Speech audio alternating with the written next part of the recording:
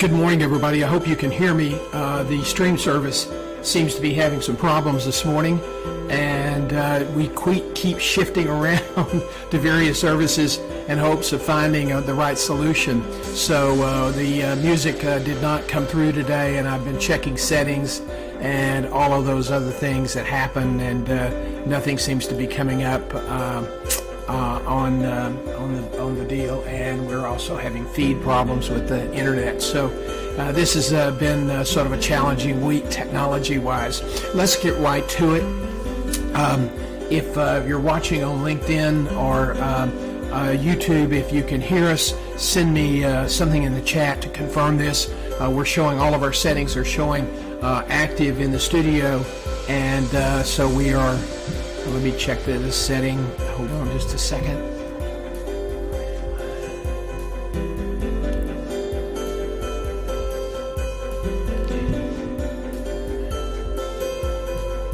Well, nothing has changed from last week, so not sure what's going on here. So we'll get everything squared away shortly.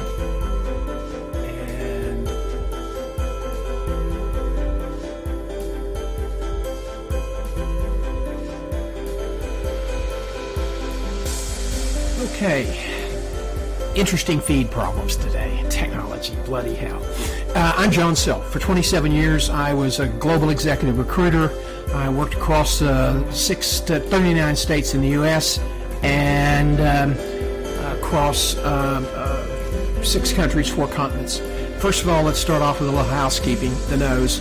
I'm one of those unfortunate Americans that post-cardiac surgery, I experienced AFib, and so they immediately started pumping me full on a regular basis of blood thinners morning, noon, and night, it seems sometimes. And so overnight or early this morning, I inadvertently scratched myself. Innocent, something you might do without thinking twice. And for me, it's a bleeding event. So I do apologize for that. And so let's get started. Merger activity in healthcare is down. From my perspective, that's a good thing. And the reason for that is that in the history of healthcare, a merger has never improved quality and has never lowered costs. And costs are an issue and quality is an issue. What this is all about is protecting market share and or protecting market share and trying to also get in a position so they can tell the insurance companies what the price will be, not the other way around. And that's kind of crazy. Again, never has improved the reduced cost, and that seems to be just thank gosh those system CEOs aren't using that silly nonsense. More of the mergers have collapsed or have been called off, and so the merger activity is down for the year. So that's I think a good thing across the board. I think it's going to be an interesting time. There's a lot of debate whether this will be a soft landing. A week ago, it was all talk about soft landing. Now they've done a major downgrade of some of the big regional banks, and so now people are saying, well, maybe not a soft landing, maybe a little bit of a harder landing. So the outlook is no one knows for sure, and I will say what I always say, and that is don't try to predict, prepare. You've got one life, you've got one career, you've got to be much more intentional you have to be much more intentional about how you manage your career.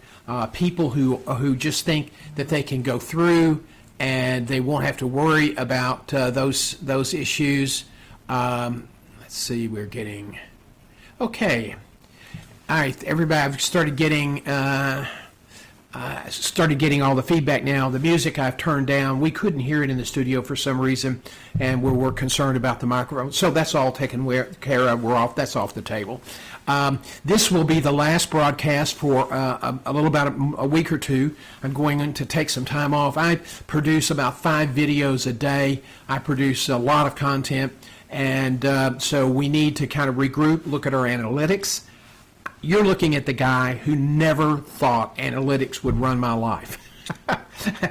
I was a business developer, and I looked at how many deals I closed, and I left the marketing guys to sort out all the fine detail. But when you're the chief cook and bottle washer, you're looking at analytics, you're looking at feedback from clients, you're looking at across the board everything. And so we're going to look at what time we're doing this. I think this is still a good time for in the morning, but there are people that say no, better time is 11 a.m. on LinkedIn. And so we're going to kind of balance that. We're getting ready to launch our meetups for our clients.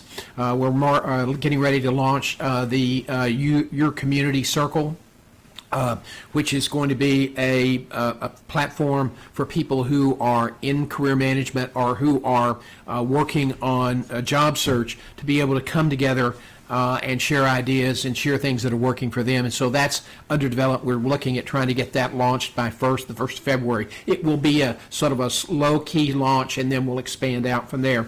That's where we will also be doing our monthly webinars for our clients, and then some public content as well. Okay, let's see. I've got a couple of things I wanted to share with you, and I'm doing something I probably shouldn't do, and that's look away from the camera. All right. We talked about there are still layoffs going on in certain industries and in healthcare. For Jefferson, we talked about this last week. Jefferson Health in Philadelphia is consolidating from 5 divisions to 3 divisions, and they keep saying, no, it's not about reducing cost. It's to be more streamlined and more effective, but they're laying off a bunch of people. So, it really was about cost. They had done a lot of expansion. And really had overloaded their balance sheet with a lot of debt. The previous CEO, whose grand vision that was to become a dominant player in the Philadelphia market, he was asked to retire and did so. And he took, I think, 1 or 2 years of $10.4 million in annual pay. Okay. That we do crazy things like that in leadership. The disparity between what CEOs make and what hourly workers make, the people who do the work, is growing wider, and yet we still continue to treat them as royalty. So, consumer prices rose 3.2% through in the year through July. So that's still way 1.2% above the target. My friend Peter Piccinini, who's just a brilliant financial advisor in New Jersey, he's always saying that a lot of that stuff that they send down is just a lot of puff, and that the real numbers are much worse than that. Okay, let's see. There's not a lot else. It's the dog days of summer. So I wanted to share with you, I've gotten some questions talking to people across the country, and if you do get questions this morning, we want to welcome Ronald Thomas. Welcome to the world of analytics. My friend Ron Thomas, who is remarkable. He was a CHRO in New York, worked for Martha Stewart for many years. Great friend, is a consultant based in Dubai. And every Friday morning he has a show that is really a remarkable. It's not glitzy. What it is just great insight into people who lead and do really remarkable things with their careers and in their industries. And I like it because it's long on information and great on being informal, and so you get the maximum benefit. So Ron, thank you for your great work. As a personal note, perhaps I shouldn't say this, but I will be appearing on his show, I think, next Friday. I'll check my calendar, Ron. And without the Band-Aid, hopefully. The Xarelto bleed will be gone by then, I trust. But I always enjoy being a guest on his show. He's a remarkable, remarkable thought leader in HR and is extremely highly regarded throughout the Middle East and Northern Africa, and has worked in Dubai for many, many years. Yes, and you're a good guy. Thank you very much for tuning in today. Carolina Molina, thank you for coming on board today. Kathleen Forbes, Dr. Forbes, it's good to see you in the house, and others who will be joining us on YouTube. Some of the questions that have been coming in is, what role does a career coach play in a job search versus a recruiter? Well, that's the subject of the blog this morning, my video blog, which appears on LinkedIn, YouTube, and a bunch of other places. You can find it on the blog tab of my webpage at johngself.com. I get calls all the time saying, find me a job, find me a job.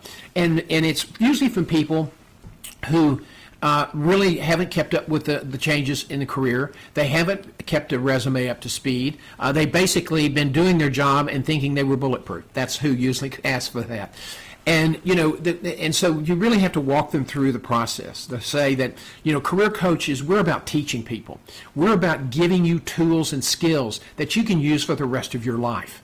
And if you work with me, I'll always be open. You'll always be a client. And so we always try to help people going forward. But a career coach, there are some career coaches out there. There's a firm in Atlanta that does this, that if you want them to find a job, that's called a DFY, done for you, but that can cost anywhere from $30,000 to $50,000, $60,000 in fees. And I would argue that if you are desperate to find a job, there are a lot better uses of your money than paying for a done-for-you a firm to find you a job. Because more than likely, they're going to work really hard, but it's going to be about closing the deal. And it may not be a deal that's exactly a fit for you, but they're going to try to close it because they're going to want to get their money and they're going to want to get the project off the table. There are some good people that work in that field, but I'm a believer that you just need to learn the skills yourself and manage your own career. I think that's really, really remarkable. Come back and get tuned up periodically, but that's the best course. It's sort of like people go to resume writers and they say, oh, just fix my resume. And so the resume writer puts together a really pretty resume and draws out some good information and gives it to you and says, okay, I've optimized it for your industry. The problem is it's not optimized for each job. So that great resume that they put together, which is good because they've given you hopefully a good framework with some good narrative on your skills and really provided you language that would really help sell you. That's the resume value today, resume writer value today. It's not about design. It's not about optimization for your career so you don't have to customize your resume.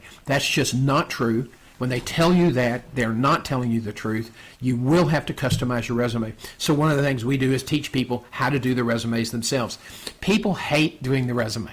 And I've had people say, well, I went with another firm because they're going to put together a resume that I'll be able to use and won't have to customize it. And, 6 months later, they're getting very few callbacks on resumes they submit online. So, but getting back to close out that question, coaches teach you how to compete in the job market. Coaches teach you how to interview in the job market. The people who want to find you a job, a done-for-you deal, they're going to teach you some of those things, but it's going to be at a cost that is extremely expensive. Let me put it this way. If a Korn Ferry does a search in a Fortune 100 for a CEO, their fee, depending on the salary of the executive, is probably going to be north of $750,000 and frequently more than $1 million. In a setting where you are a CEO and you're making $300,000, if you want a done-for-you search, that's going to cost you anywhere from $30,000 to $90,000 if you want somebody else to do all the work for you. Is that the best use of your money? And I would argue that it's not, especially if you didn't get great severance from your previous position. So I enjoy working with people. We use a model that has online education, so you can get the basics when you have time to do it, and then we start working on the supplementing that in coaching calls weekly. And so it's a formula that works for us.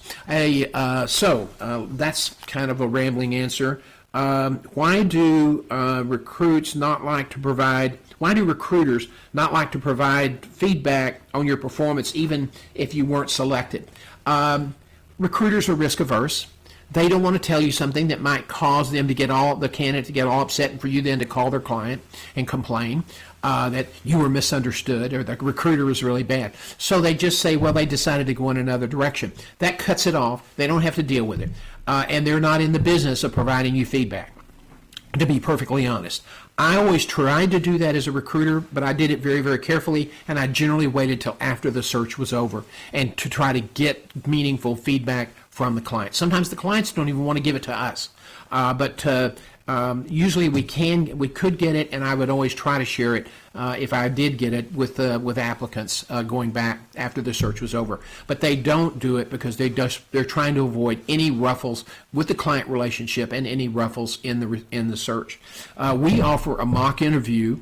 And my clients that are in the premium coaching program will go through that, where we give you a lot of real-time immediate feedback on how you're answering questions, or we can tape it and go back and go through the video at a later date.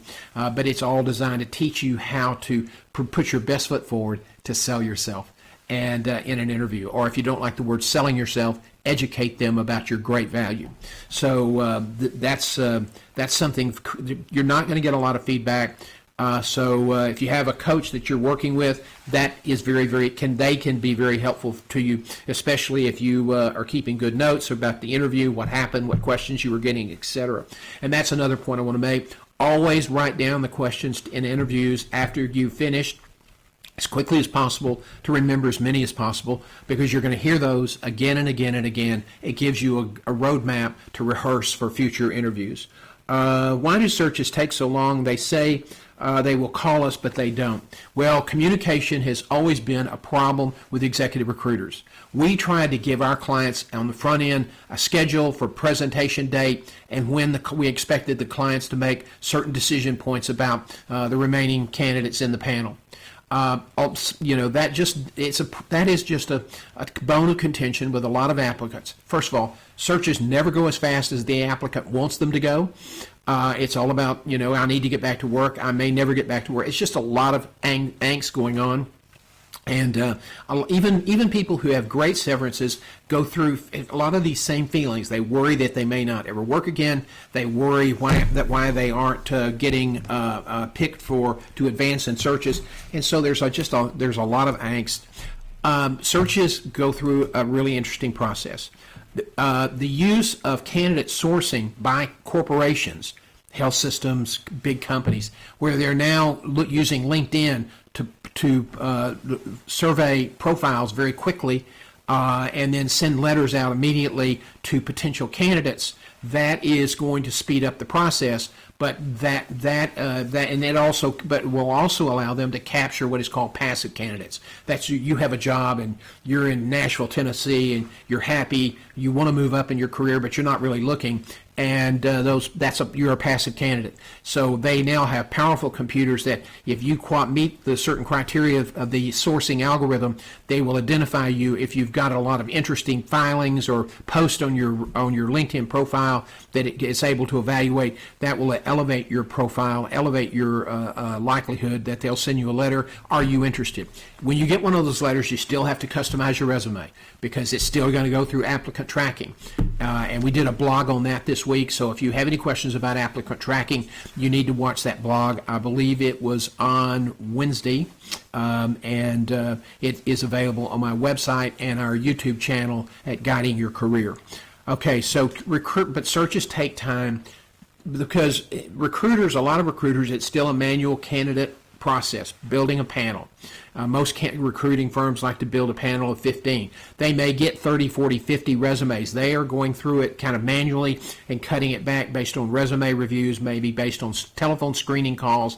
It may take 2 or 3 weeks to get all the applicants screened by telephone, and then you have to go through the second round of interviews and then face-to-face or video interviews with the partner and then presentation to the client, and that may take 2 or 3 more weeks. So the average search, we always said we would be back to our clients in 45 days, and we had to hustle to do that. There were some searches that just long hours and weekends to meet that deadline. But we did that because the clients generally had a need, and the applicants, if you start losing, it takes too long, you lose applicants, and so it sort of compromises the search. So we try to move it along. Once it gets to the client, they take over and they've got the candidates and they're making their decisions. It almost always slows down. People aren't available, people are on vacation, people are board members away on business trips, etc. Life gets in the way. So when you put all of that together, it can take 4 to 6 months for a search to be completed and longer for you to get on site with the job. What can I do to prepare for my upcoming interviews? Well, first of all, you really want to do a deep dive on the company to be sure you understand the visible issues and try to use your network with people who might work there or who might be familiar with the organization to find out if there's any whispers going on in the marketplace about challenges, debt issues, culture issues, that sort of thing. You want to do a deep dive. You want to be discreet. You want to kind of be a reporter and go start asking questions. That's one part of the preparation. You have to be very, very careful how you use information. There's information that you will incorporate into your interview, and there's information that is foundational, that just it helps you shape questions. It helps you to decide what questions you want to ask in the interview. But you would never say, well, I understand you have a big culture issue or you have culture dysfunction. You might say, a lot of organizations struggle with turnover. What's your turnover rate? Why do you think it is? If it's high, just say, why is it, what challenges are you facing that causes your turnover to be high? That's the kind of preparation. And it's across not just turnover, a wide variety of other issues. We try to help our clients get ready for that and try to think about those questions, but you've got to do a deep dive. Then you've got to anticipate, okay, the job description says this, these are their issues, these are the key words. Let's go through and break that job down by categories. Most executive jobs, you have a operational perspective, you have a financial management perspective, you have human resource perspective, you may have a marketing or service component to it, you have governance that may be working for a board or working for somebody in the executive, the table of organization, that's considered part of governance. You break all those things down. You have strengths and weaknesses in each of those categories. Outline each strength and weakness in each category. Then talk about your successes in each category. Three or four things that you're very, very proud of that are conducive to a quick, tightly worded explanation. And think about what you want to say for each one of those strengths, each one of your successes. You probably also have one or two weaknesses. You want to be sure that you have an answer that allows you to acknowledge the weakness and then quickly pivot to a positive response. And let me tell you how I address that and how that's helped me become a better manager. That kind of answer. So those are things that you might want to think about. So that's a couple of steps in preparing. Then you have to rehearse. And people say, well, I just don't feel comfortable rehearsing. I don't like standing in front. Baloney. You got to do that. This is the most unique form of a business communication out there, and you simply you will never do it enough in your career to be good at it, really good at it, unless you practice, unless you prepare. And some people, their idea of preparing is they'll do a deep dive into an organization and spend hours learning all about the details of the organization. That's too much. Don't get over prepared on operations, because then you can allow yourself to get out in front of your skis and then oversell yourself or come across too strong in the interview. Understand operations, that's important, but the most important thing is not understanding what's going on and what they're doing and how you're going to fix it. It's how are you going to sell your value. Analyzing their operations is great. Save that for after you get the job. Focus on how you're going to take some of the key things you've identified and how you're going to sell your value. And then you do that and look at it category by category, and then be prepared. If you've had something happen that you made just a crazy mistake, and we've all done that. We've all done that. If you've had that happen to you, have an answer ready to explain it. They may not ask, but having that answer ready will give you more confidence. So one of the last things you want to do by doing all this research, by practicing, rehearsing multiple times, the operational questions and the behavior and values questions, like, why would you like to work for us? Or tell us about yourself. Or talk about when you were growing up, what did your mom and dad teach you that have made you the person you are today? This is all about, they can look at your resume and determine whether you have the credentials they're looking for.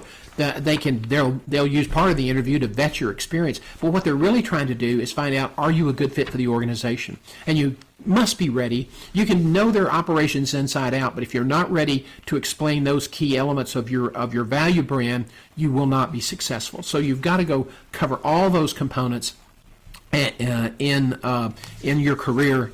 and in preparation for the job. So we have something called the core and categorical form that will help you break down the categories of the job. If you have any questions, let us know. You can download that by going to johngself.com, clicking the red tab on the right side called Enter the GYC Academy, and there is a downloadable course platform in there that you can get that form downloaded. If you have any troubles, let us know at info@johngself.com. What role will video interviews play in the future? Big time. We're never going back, okay? And it will only get better. Now, the technology is still developing. Zoom is remarkably good.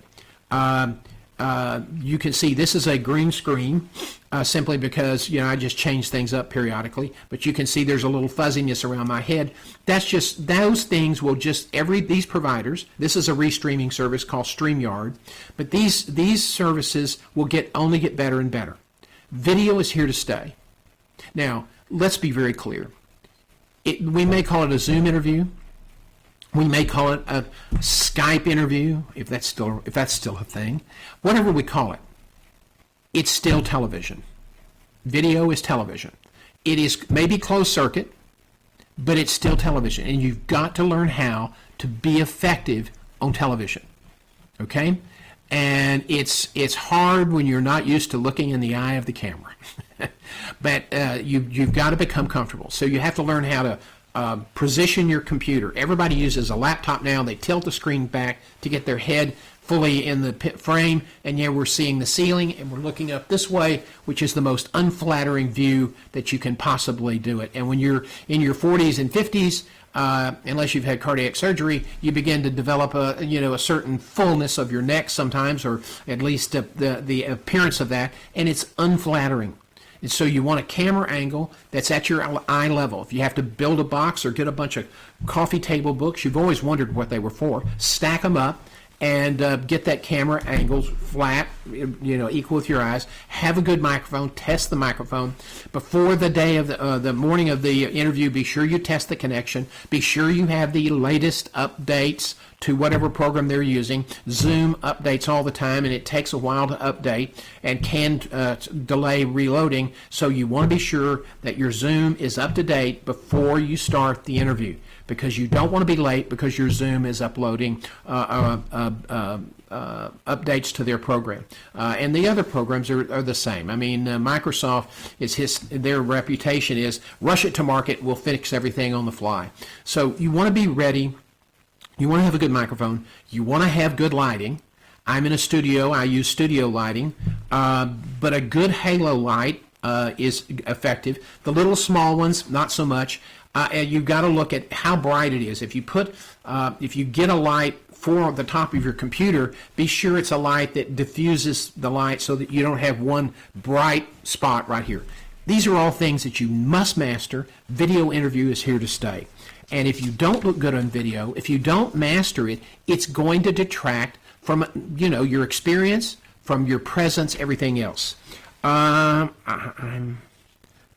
a member of the American College of Healthcare Executives. Can I use ACHE after my name as a credential? No, you may not. Let me tell you why. Because that's not a credential. It's the name of an organization. And you cannot do what we call credential reach. In other words, the American College of Healthcare Executives is an example, and there are a lot of professional associations, physician practices, association management. It's across the board. They all have credentials that they now award. It's part of their revenue. It's part of their revenue plan. In ACE, I'll talk about healthcare. Spent a lot of time there. The fellow in the American College of Healthcare Executives is a credential that you can use after your name. If you have fellowship, you have to have had a master's degree, so you don't need to put MBA after your name if you have a fellowship status, if it was required a master's. And people say, well, I want to be sure the recruiter gets it. If you're applying online, it's going through the computer. The computer doesn't care where it is. As long as you have it, it'll find it. But putting ACHE after your name is not acceptable. You only want to use credentials. You only want to use terminal degrees following your name. And only use the if you're somebody who's really been in a bunch of industries and really been diligent about collecting credentials. Only use the credential that's relevant for the job after your name. If you have too many credentials after your name, they're going to think you're a dabbler, or it's just going to be too much. They're going to miss the point. What tips can you offer regarding video interviews? Okay, no cell phones, lighting, as I said a minute ago, good lighting, good placement, good framing of the computer. Do not do it in your car. Do not do it at Starbucks. Do not do it at the airport unless you can rent a room. Okay? This is an interview. They're not going to give you points for the fact that you're getting on a plane to fly someplace. It may be the legitimate business experience, or that you're going overseas. Nobody cares. Okay? What they are interested in is that you look good, you answer the questions, your voice is full, it's not lost in some big room, and that's why you want to be sure you have good sound. You don't want an echo, and you don't want to do it in your car. Now, if you're at your vacation home and you have terrible cell service, then you might want to delay your interview for a week. Or if you're going to see if there's a place in town, a library where you can go that has good internet connection, that will allow you to use a room that has decent lighting, and you can do the interview in privacy. But if you make do, you'll probably get eliminated. Let's see, lighting, background's another key thing. You want to be careful what you have on the shelves behind you. I once did a book from my library, and in college, one of our reads was Mein Kampf, and it was on my shelf. And some board member took great offense that he saw that title on my on my bookcase, and I think it was related to his faith, and I understand what he was saying, but it was a college read. I would have never known to pull that book off the shelf because I didn't know anything about this individual. But you want to be, that's just, beyond the pale. But there are other things that you might have up that are funny gifs or funny cartoons that might be not appropriate to be seen in the background. So just pay attention what's in your background, and be sure that we're not tilted up. We don't want to see your ceiling fan or any water spots from any leaks. Let's see. I'm scheduled panel interview. What advice can you offer? In a panel interview, sometimes there are 5 or 6. I've been in panel interviews as a recruiter with a client, had 12. I thought that was biblical. But what you really want to do is, if you're in a panel interview and it's a big group, I would advise you to stand. Okay? If it's a horseshoe, then maybe occasionally move and work like an actor does in the theater of the round. That's what you have to do. Always pay attention to the person who's asking you the question. Nod if you know where the question is going. Nod that you get it as they're going along. That shows that you're on top of it. And when you start to answer, always answer that person first. Look them in the eye, and then begin to move around and bring other people in the room into your answer. So that's a way that I would do it.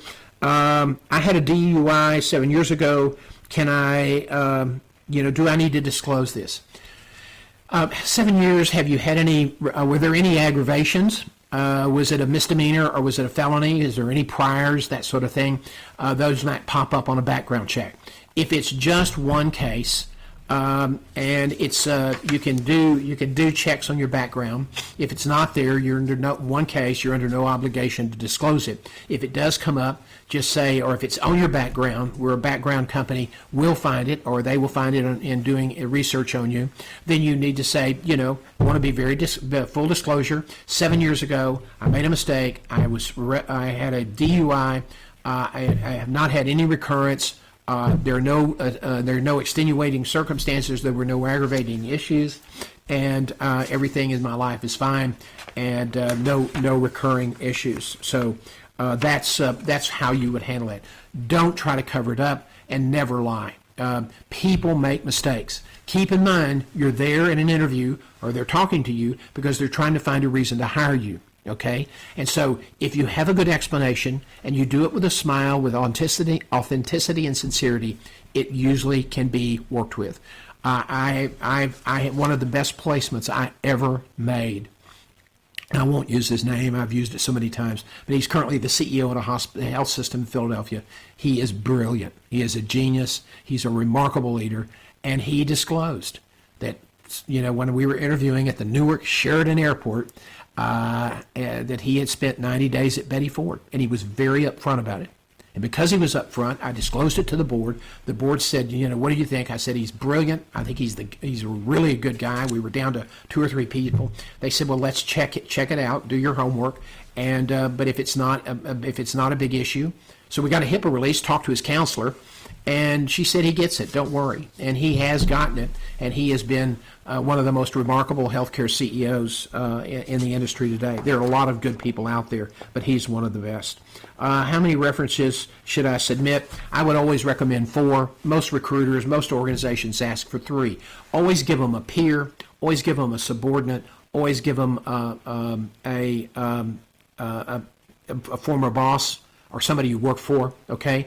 And then one other in that category. Never give a preacher, never give them your neighbor, never give them your banker, unless there is a relevant reason for that. And then you want to be, they've got to be able to answer the questions about the job. Can you do this job? Do you have these skills? What's your impression of this, that, or the other? If the references can't answer those questions, they may love you, but they won't be good references. Well, it's a little after 8:06. We were a little bit late starting this morning, so I went a little bit long. I want to thank you all for being with us today. As again, we will be off next week, and we will also be off with our Guiding Your Career daily videos. We'll be doing some replays. I'm going to take some much-needed rest. I produce 5 videos a week. I produce quotations. I produce newsletters, and so I need to. We're going to slow down and say, okay, what are we doing that adds the most value to our clients and potential clients? And because this is all about content marketing, we do not bombard people on our mailing list with email after email after email after email. You need to do this. You need to do this. It's technically some of that stuff's not spam, but boy, it feels like it. And let me give you an example. Last week, I'd never done this before, and I always heard about it. People always said, if you ever get a chance, you need to do it. It'll be a life-changing moment.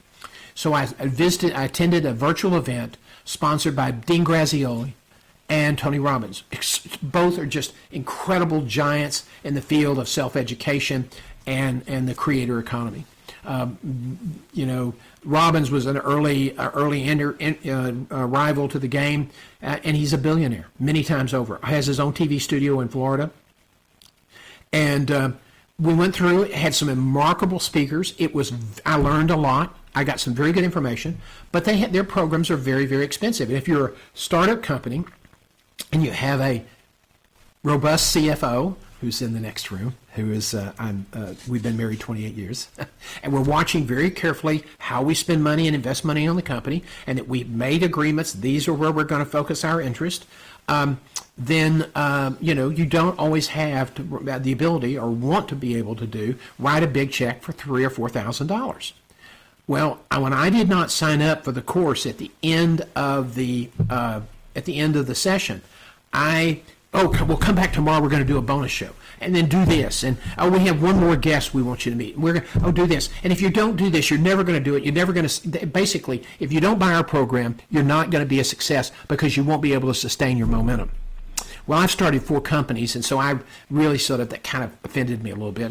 But I am still. Yesterday, I got a huge long email with my name littered throughout, populated with the email program about why I was making a huge mistake for not paying them whatever it was, $2,000 to go into one phase of their program. And it's probably a very good program, and it probably has benefited a lot of people. But right now, based on budgets and where we are financially, it's not an investment that I really need to make. I'm investing my money in other areas on YouTube and with people to help me in that area. And so, I just was amazed at how pushy and how, it was just like a torrent of you need to do this, you must do this, you can do this, you can figure out a way.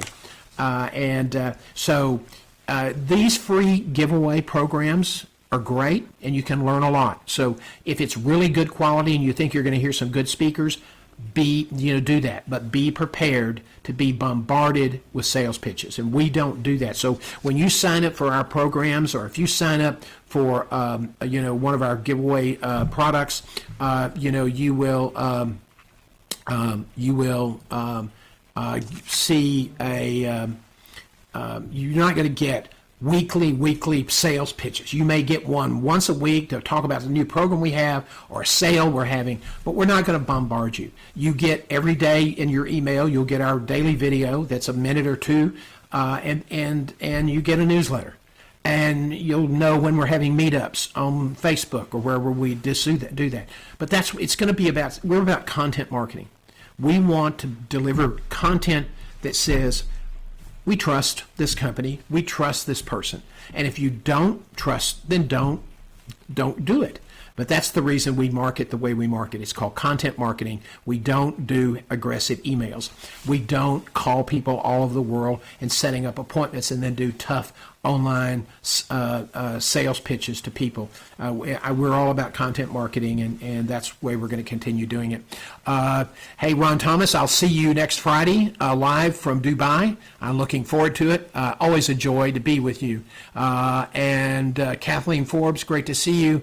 Carolina Malia, I hope I pronounced that right. Thank you for joining us this morning. And we hope to see you a week from next Thursday. We are doing, if you want to check in, we are scheduled for a reason, there's a certain reason we're doing this, for TikTok next Thursday night. We do TikTok at 8 p.m. every Thursday night. Actually,